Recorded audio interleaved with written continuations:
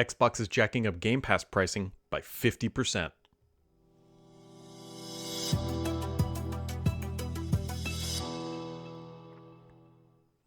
No, I am not making up that percent. Xbox is doing some pretty crazy stuff lately. They have clearly shifted from the growth mindset to maximizing revenue across every single thing that they do, and it's gonna start hurting your wallet here in some very big waves. So first off, just a couple days ago we learned hey, Xbox is gonna start jacking up the pricing of their hardware. They are increasing pricing, and that's just the way that it is. Costco is no longer selling Xbox consoles, but if you do find one somewhere, as of October 3rd, it'll be quite a bit more, up to $150 more than when you could have purchased it at launch. So this is just completely opposite of what we've seen with every console generation.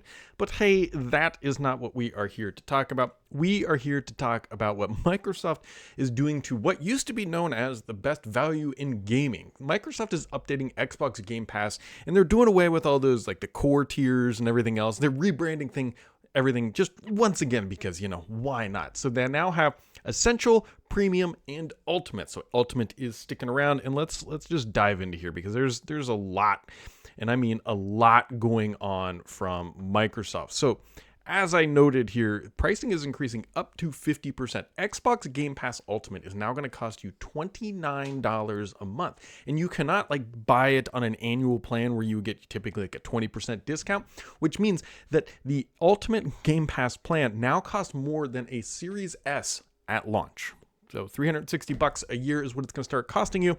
And there are new benefits coming. So let's just start here at the top. So for the Ultimate Top Dog, for 29 bones a month, you get access to 400 plus games, which that's some updated branding, but it's not completely updated. Remember, Microsoft used to say for a long time more than 100 games. Well, we always knew it was more than 100. Now it's more than 400, and this is why they were holding off on those numbers for that exact reason. You will get access to 75 plus games on day and date of release.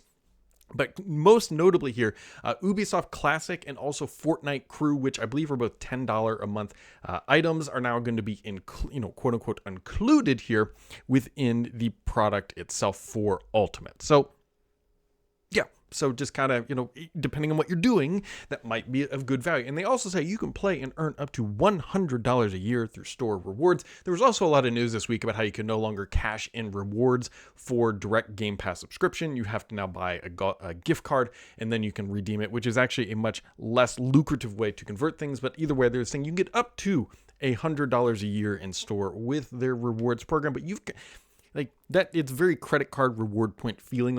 If you maximize every single thing that you do, then yes, you can do that. The middle tier now, the premium, is going to get you 200 games, 15 bones a month, but you're not getting day and date releases. That's always been sort of the value of Game Passes. You get the game on the day of the release. Now they're saying you will get games and access within a year of launch. So basically, unless you're paying for that top tier, you're not going to be getting day one releases for pretty much anything that you're probably going to be caring about for the most part, from first party studios, I should say. You're also getting unlimited cloud gaming. Cloud gaming is now on all the tiers. It just feels more of this additive thing, a nice little freebie, which we'll talk about that more here in a second. And of course, online console multiplayer. And then Essential is what most of us probably remember as Xbox Live Gold. Just assume it's that. But you also get access to 50 games and cloud gaming once again, which really, in my mind, sort of devalues or just emphasizes that people really aren't using cloud gaming, which is why they're throwing it in to every tier and every possible conversation, because they want people to be using it at the end of the day. And then 50 random games that may or may not suit your fancy for all of that. Guys, that's a lot. $30. So it went from $19.99. Most people are probably in Ultimate or Premium, and they're really trying to get you to double your spending over to $30 a month. Now, I mentioned that this graphic is a little off-centered here. Let's just recenter that guy up here and resize that just a bit. We're not editing that out. So Microsoft put together some graphics and everything else. But anyways, so cloud gaming, which this is not graphically related because I didn't have a great one for this, has been updated and it is no longer a beta. So it will now support 1440p and has a higher level of bitrate. And so if you are in cloud gaming, that is probably a good thing for most people. but at the end of the day, they're just dropping the beta tag and like now it's ready for whatever it was before, but just without a beta tag in 1440p. I don't think it's that huge of an announcement. Microsoft threw together this graphic to try to entice you to jump over to Ultimate, and it's a weird graphic. Something I can't quite figure. Remembers like the Apple II screen, or a little maybe like Pip-Boy or something like that. Something's off of with this, but whatever. We're not going to dive into that. So when you bundle like Game Pass, effectively a 50% price increase, and then you look at like the ROG Ally, which I realize the ROG Ally is not $1,000, but the top dog, which most people, they're really hyping up, is $1,000, right? So you have this new hardware that's $1,000. You have Game Pass pricing, which is now $30 a month, and it includes most things that you're going to want to play. It's not cheap. From my personal perspective, the games that I probably am going to be playing this fall, let's see, Call of Duty, which will be in Game Pass, so I could pay for that. But the other games I know that I'm going to be playing are Battlefield 6, which will not be, and also I'm really enjoying Helldivers 2, which is also not going to be in it. So for me, it's really weird for me right now for the first time probably ever, I'm really considering two things. One, just building a gaming PC and putting it next to my TV. Although paying $2,000 without knowing the true future of what's going to happen with the Xbox software layer is a little unnerving right now. So not sure about that yet, but for the first time ever, I'm really considering just dropping Game Pass all the way down to the basic core and just be done with it. And just do online multiplayer and buy games like I used to, because there's not enough value, at least for me, in the top tier. I don't care about Fortnite, and I don't care about the Ubisoft classics. Now, that doesn't mean you won't, and that doesn't mean for some people that this is going to continue to be a great value in gaming. And it is. If you add everything up, it will be a tremendous value, and you will come out significantly ahead, and that's what Microsoft is banking it on. But for me personally, you really got to weigh, what are you going to be playing, and is it worth $360 a year? That is not insignificant amount of money for gaming. Granted, if you were buying $80 games, which Microsoft wants us to be used to, $80 a game, you're into that 4 or 5 games, right? 8 times 4 is 32. So yeah, are you buying more than 4 or 5 games a year? If you are, then maybe it's worthwhile. But again, they've got to be in there. Like Grand Theft Auto 6, we know that's not going to be in there, right? So there's another game you might be buying that's not going to be included. So Microsoft has really, really transformed its mechanism here for Game Pass from growth, which is where you have a low value or lower priced product with you try to grab as many people as you can, to maximizing the revenue from people like you and me, where they say look, these people we don't think are going to churn. We don't think that they're going to leave. So we're going to continue to raise that pricing, which has probably been their plan. Not probably, it's absolutely been their plan all along, but they're basically admitting at this point that growth through additional ads, adding people to the subscription, has plateaued. And so at that point, they're like, okay, now we need to maximize revenue, which is why we are seeing these very, very steep price increases.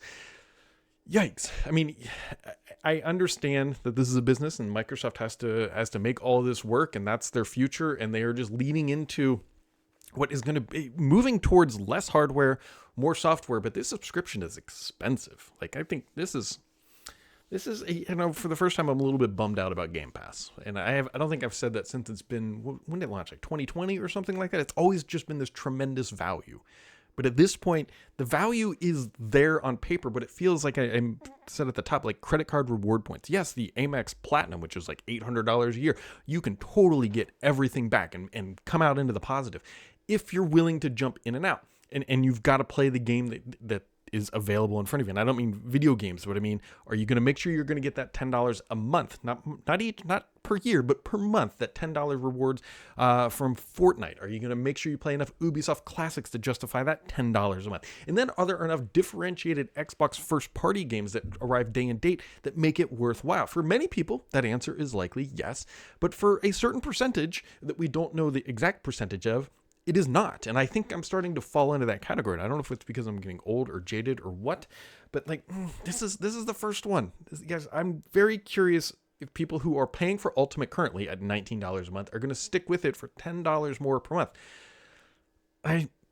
At some point you draw the line, and I think we're gonna find out, and Microsoft is gonna be finding out as well. Here's the thing though, and unfortunately, we probably won't ever really know, because Xbox is so small compared to the overall revenue portfolio of Microsoft that they don't share these numbers. Like, right, when was the last time we got Xbox Game Pass subscriber numbers? We really haven't. And knowing that they're jacking the price up, that means they're definitely going to see fewer. I suspect we may not ever hear them again, at least not for the short term. And so, yeah, we'll see.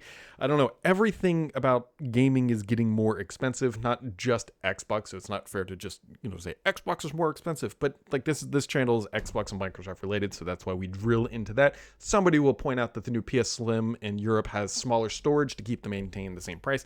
I understand these things, but I'm more worried about Game Pass and where I spend my dollar dues. So anyways, guys, I would say the only BS on this channel is me, but right now it just kind of feels like the Game Pass pricing also falls into that category.